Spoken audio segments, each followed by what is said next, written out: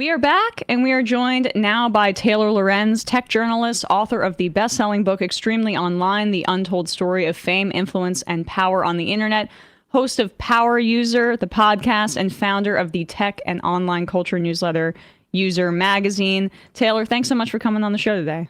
Thanks for having me.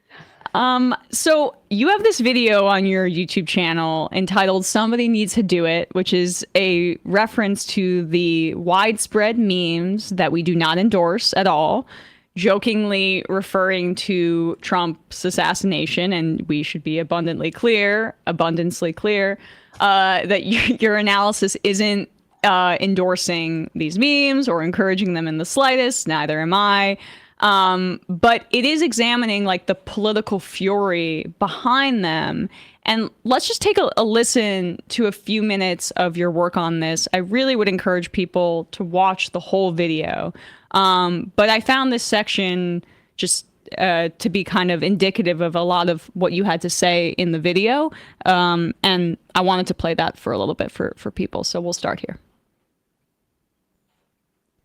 About exactly how and when millions of people lost faith in the system. This was not an overnight phenomenon. There were pivotal events over the past few years that pushed people to this moment. And I don't think that you can look at the someone should do it memes without examining the major cultural and political turning points that we've recently lived through. To begin with, we have to go back to March 2020 when COVID hit. And before you tune out, because I said the word COVID, listen to me. The year 2020 is actually a time in history that the entire US government, the mainstream media, and pretty much everyone in power has spent billions and billions of dollars waging a massive propaganda war to try to make you forget. And that propaganda campaign has worked on a lot of you, because the period in time that most of America has memory hold was actually pretty revolutionary. In the early months of spring 2020, when COVID began to spread, the US witnessed a momentary glimpse into a more equitable society. The entire US government was taking care of its people in ways that it hadn't before. The US government has spent so many years since blasting the public with propaganda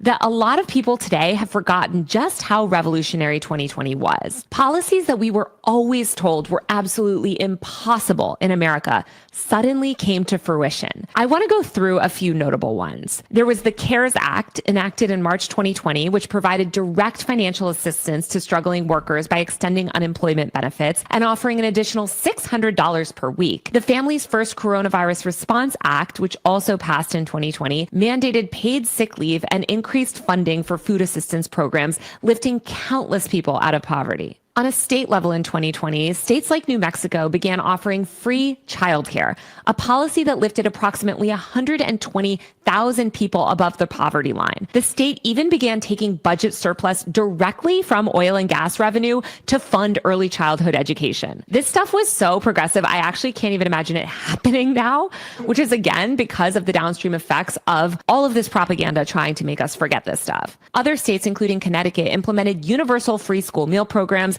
ensuring that all students had access to hot, nutritious meals, regardless of income, for the first time. These policies and dozens more resulted in a significant reduction of food insecurity across America. In 2020, SNAP benefits were increased and helped feed over 15 million young people. From 2020 to 2021, the expansion of food programs across the U.S. resulted in 2.4 million households no longer being food insecure. I can't explain how life-changing this stuff was for millions and millions of people in America.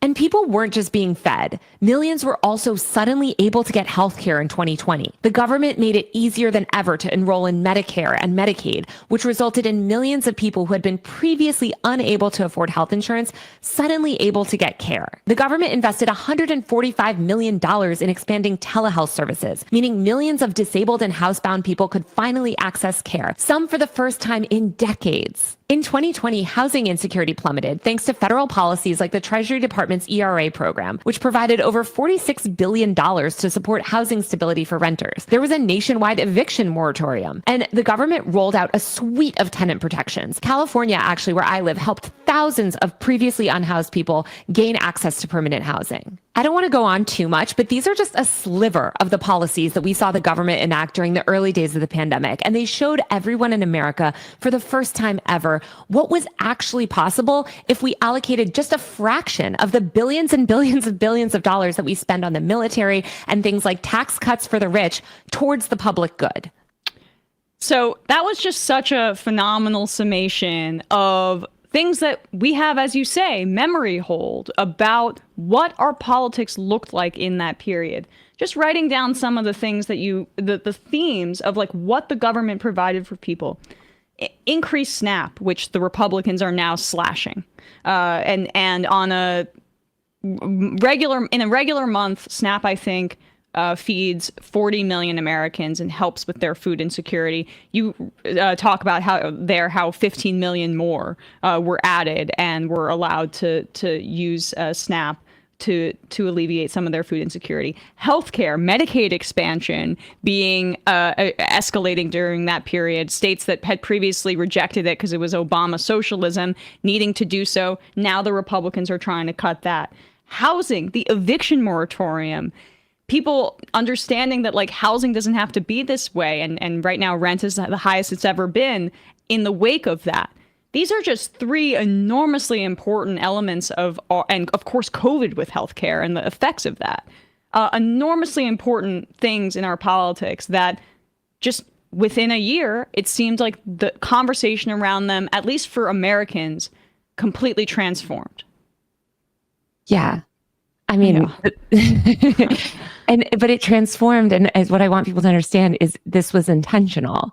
Like, I think a lot of people were so excited to quote unquote get back to normal that they bought into far right pandemic denialism.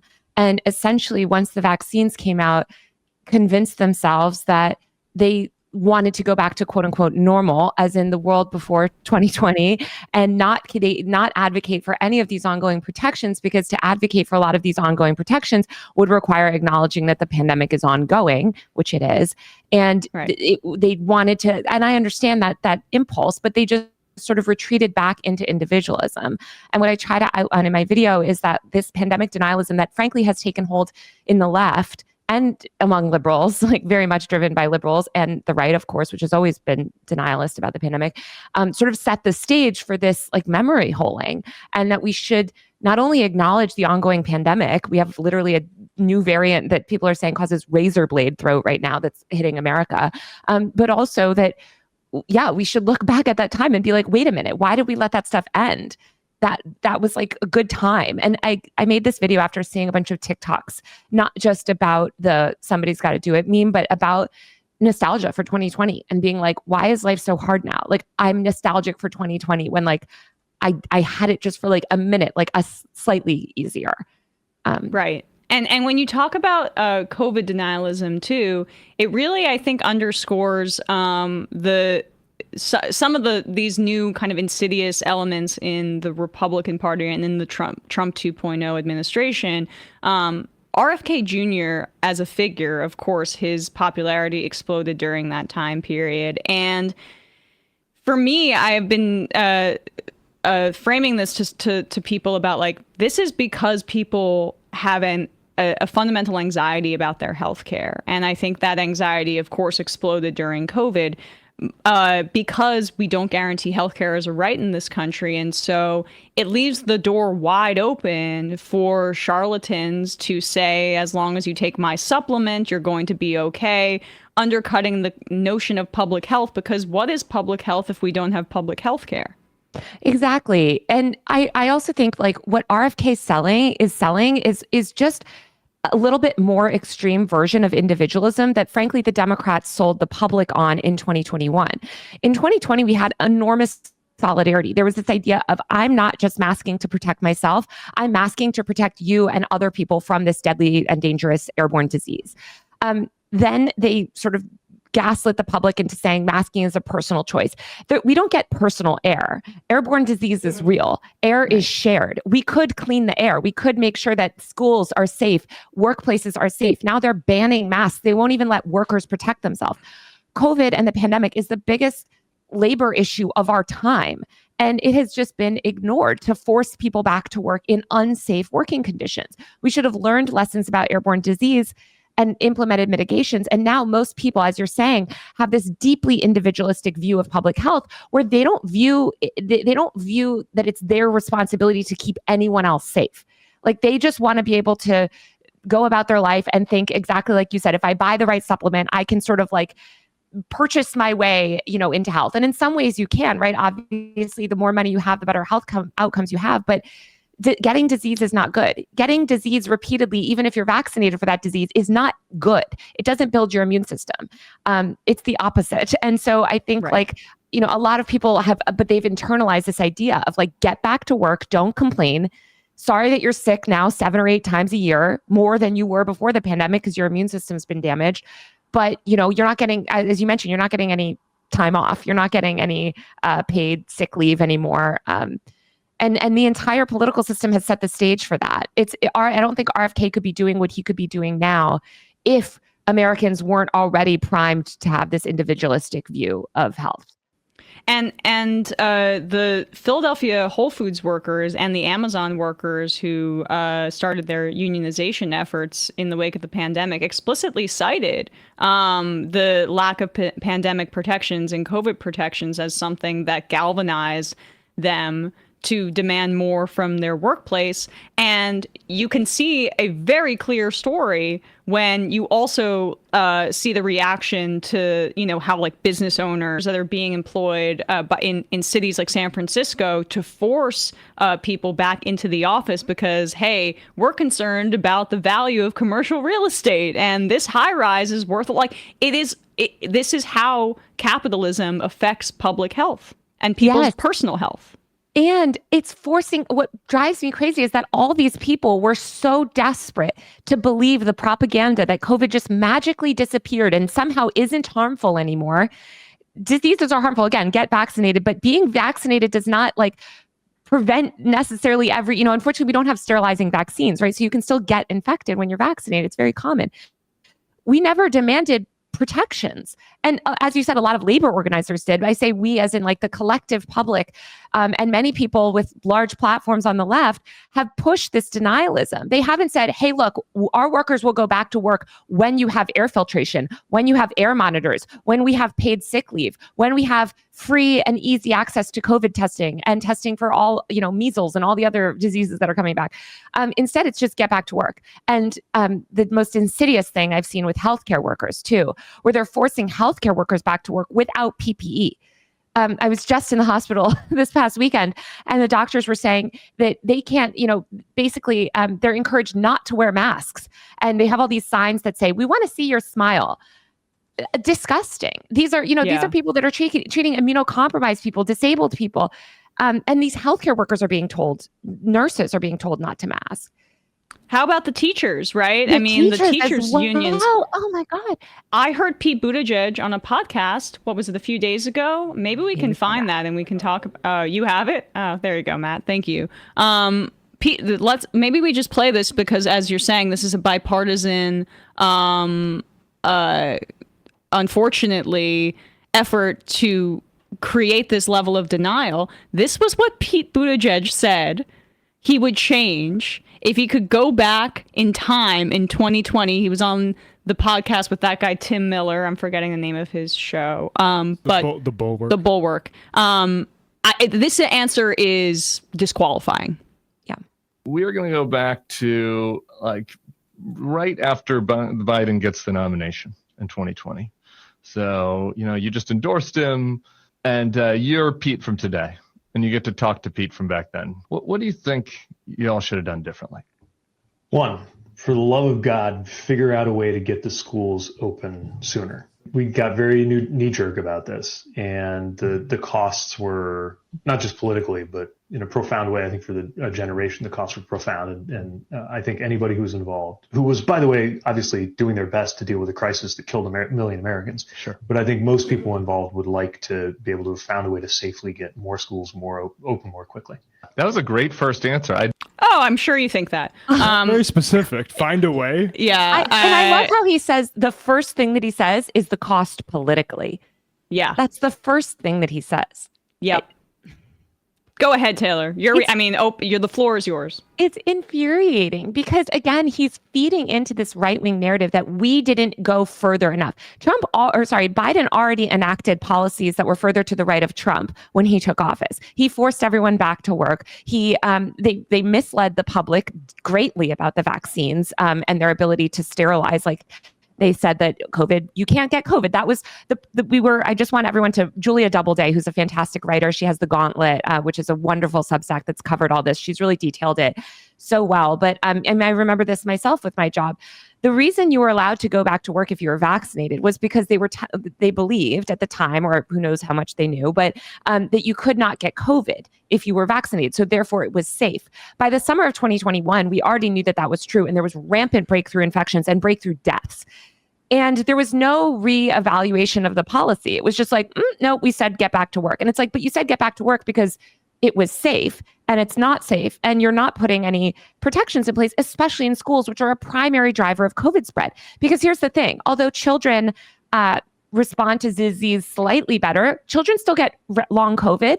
Repeatedly infecting them with a neuroinvasive, immune system damaging virus is not good for a child, even if they're vaccinated, not to mention many parents are not vaccinating their children. But old people work at schools, elderly people, teachers, lunch ladies, administrators, and those kids, when they get sick, they bring disease home and infect and kill their parents or their caregivers or disable them. And so again, we need to stop thinking of deaths. I'm so glad that deaths are down. Of course, we've killed off almost all the most vulnerable people, right, in the early days of the pandemic. But disability... Because as an aside, Buttigieg points out, 1 million people died. Yeah, right. Yeah. Just that's an afterthought. And by the way, most of them died under Biden because Biden oversaw the biggest wave of COVID when he just let it rip, when they said vulnerable people will fall by the wayside and die. And there was no public outcry about that. There was no backlash. And I just want to stress, this is why people need to have solidarity with disabled people and recognize this as a labor issue. This is a major workers' rights issue. My brother works at a bar. He got COVID at work. You can't protect yourself when you're working in some of these places.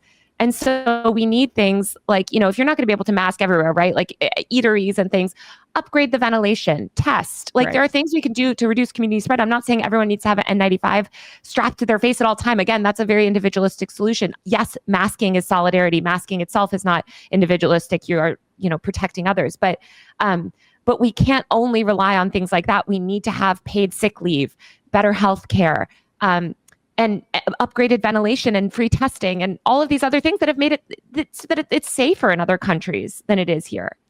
Right. And then just to then kind of bring it back overall to some of the other parts of your thesis here, because you're mentioning all of things that the government could do to help the collective, that this could be a country that's not just this bootstraps individualist approach to healthcare, but one that has like government intervention to deal with a crisis. But COVID was a crisis. You had government intervention. You had checks. It is a crisis. It is a crisis. I'm sorry. Thank you for correcting me on that. It's a crisis. The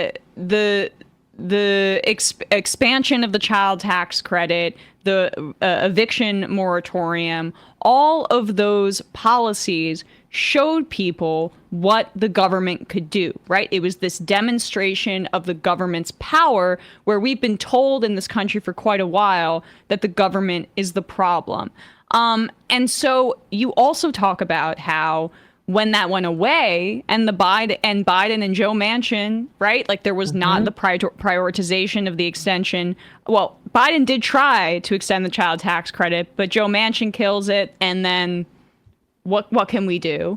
Right. But kills it in a gross way, like basically trotting out tropes of, the lazy people and stuff like that. Right.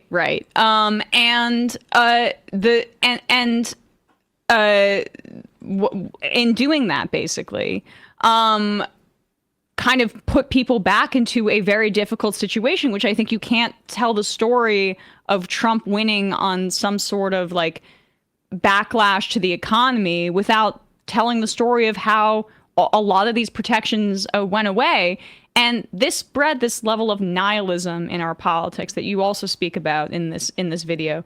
Can you expand on that dynamic? Because I've of course noticed it, and I think without nihilism, you don't have Donald Trump again. Yeah, absolutely. I think that sort of seeing all of this stuff that we could have, right? Because obviously COVID is a crisis, but so is poverty, so is childcare, all of these things that are leading to people having difficult lives was ripped away. And people just started to think, oh, the people in power don't care. There's nothing we can do.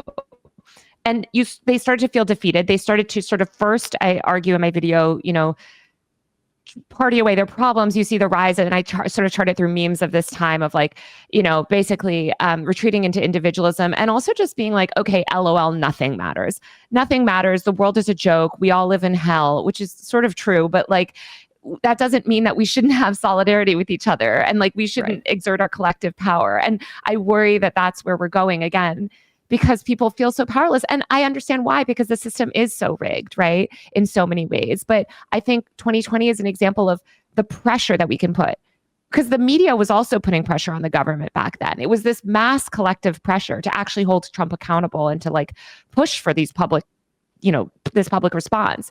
And I do think that we could replicate that mass public pressure. And this also was in conjunction with the Black Lives Matter protests too, right? Which was a demonstration of collective action, at least in the streets, even though we didn't have the organizational, density or mechanisms to do what we needed to do to reform policing and to or overhaul it. But that these two kind of planks of 2020 being this collective experience of the beginning of the pandemic and the protests for Black Lives, that how did those two things fit together, and how did they inform the political moment that we're in right now? Well, what we saw is this, like, as you said, this record movement. It was Black Lives Matter, but also there was a huge surge in environmentalism, the environmental movement. You saw this collective action against Trump, labor organizing. Like Black Lives Matter was sort of the tip of the iceberg of all of this sort of mass exertion of collective power out in the public, but also online. And that really scared politicians. And so the boot just came down so hard when Biden took action. Not only did he start attacking start like criminalizing these protests in this really dangerous way, but also start trying to regulate the internet. I talk a lot about this on my YouTube channel, but this is when we started to see these crackdowns in online speech, the TikTok ban, things like the Kids Online Safety Act, very poorly named bill that's basically a censorship bill. All of these other things, efforts to reform Section 230, because they started to realize the collective power that we had on the streets and also online. And I think Gaza ended up ultimately just blowing all of this up into like even bigger proportions, because now we've seen like the real crackdown come even harder on speech and on like protests. And so there's this collective thrust in that period. Then the retraction of the social safety net expansions that we talk about. And then we're giving birth to this era of a bit of nihilism too. Like you had the GameStop stock thing, but you then have in the years, and I think Gaza and the brutality of the genocide on people's phones caused them to think these like dark thoughts about our government or about what's even possible. And then you also have the rise of the cryptocurrency industry and meme stocks, which is like, okay, if I'm not going to be able to, if the government's not going to provide for me, and it seems like nothing's going to get better, and we're in this apocalyptic genocide accepting climate catastrophe hellhole, I might as well get mine while I can. And that is the epitome of the Trump administration. That's what they're doing in practice, but it's also what they engendered in the public. Yes. And that is what I want people to understand, because these Democrats especially seem to really be struggling to understand why they lost and how they lost. And it is this like broader sentiment of like, I hate to say the millennial phrase like YOLO, but it is very like that, like the crypto stuff and just the stuff that you're seeing like in culture, right? It is this like deep nihilism and this deep thing of like, I just need to get mine.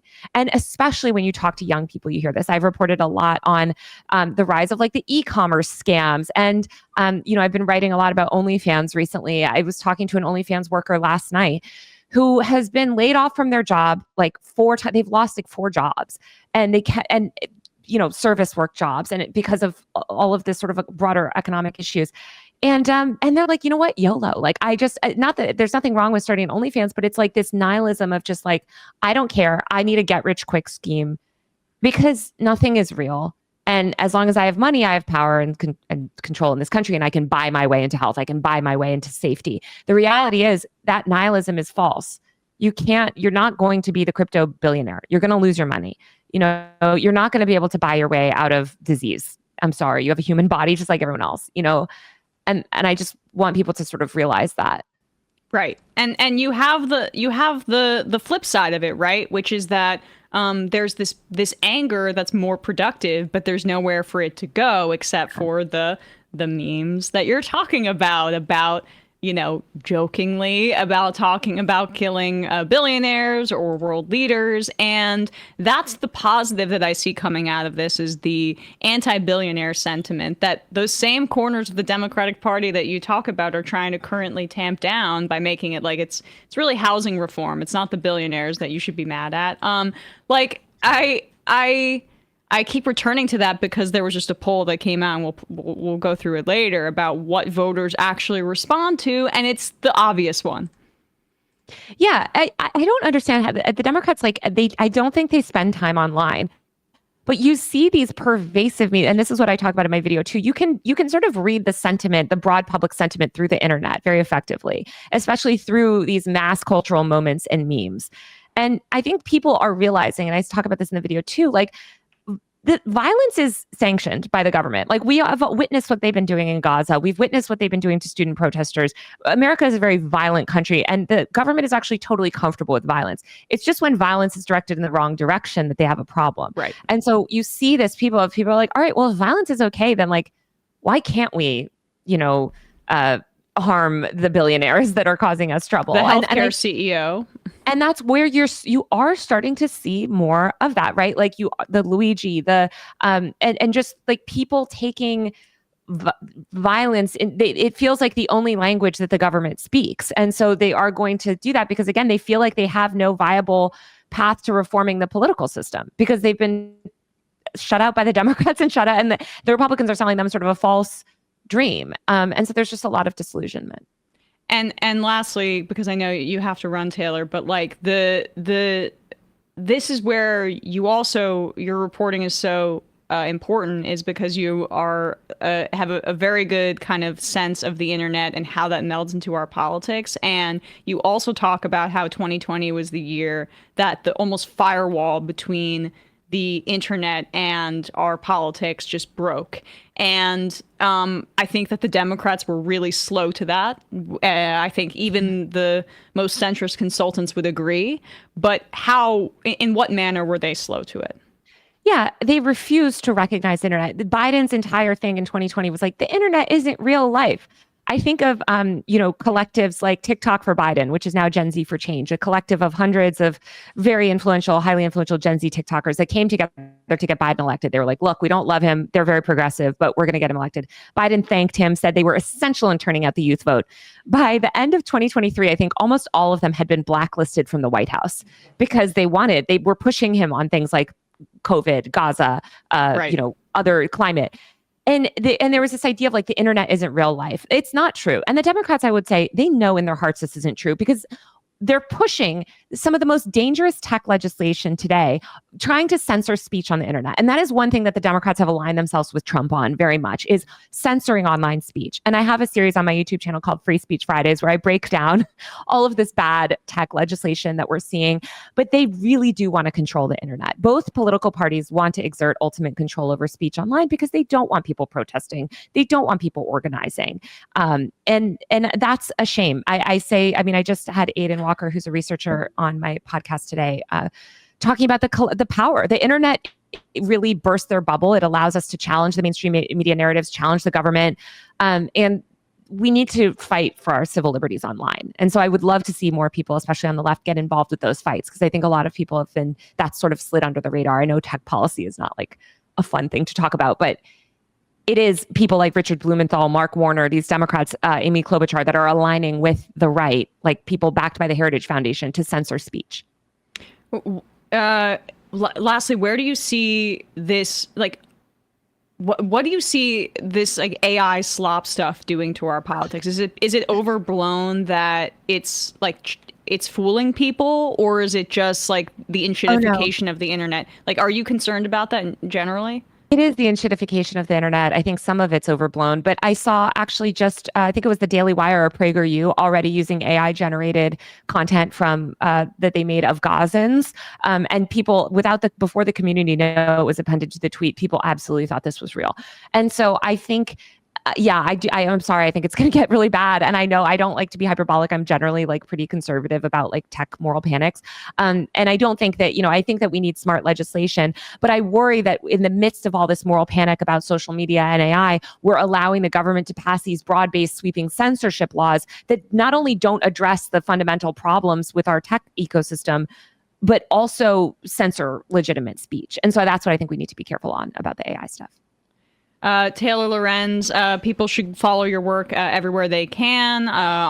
Best-selling book, extremely online, The Untold Story of Fame, Influence, and Power on the Internet. Check out the Power User podcast. Check out User Magazine. Check out your YouTube channel for more videos like the one that we previewed today. Taylor, thanks so much for your time today. Really appreciate it. Can I say one more thing, too? Just yes. Really quick. I just want to say, I really made that. I want people to mask. We have a very dangerous new COVID variant hitting the US right now. COVID is not harmless. Long COVID is real. Disabled people, workers, low income people, people of color are the worst hit by COVID's long-term effects. So please mask up. It's solidarity. It's the most basic solidarity that you can do. And you don't have to be perfect. You don't have to wear it every 2 seconds, but please, if you can, even if you just wear it 20% of the time, you're helping to prevent the chain of transmission and helping to prevent the spread of airborne disease. So please. I appreciate that. And it's a great reminder. So thank you so much, Taylor. Have a good one. All right. Thanks for having me. Of course. Hey folks, don't forget to hit the subscribe button and check out our daily show. We do it every day at 12 p.m. Eastern for about 2.5 hours. We even take phone calls. You should check that out.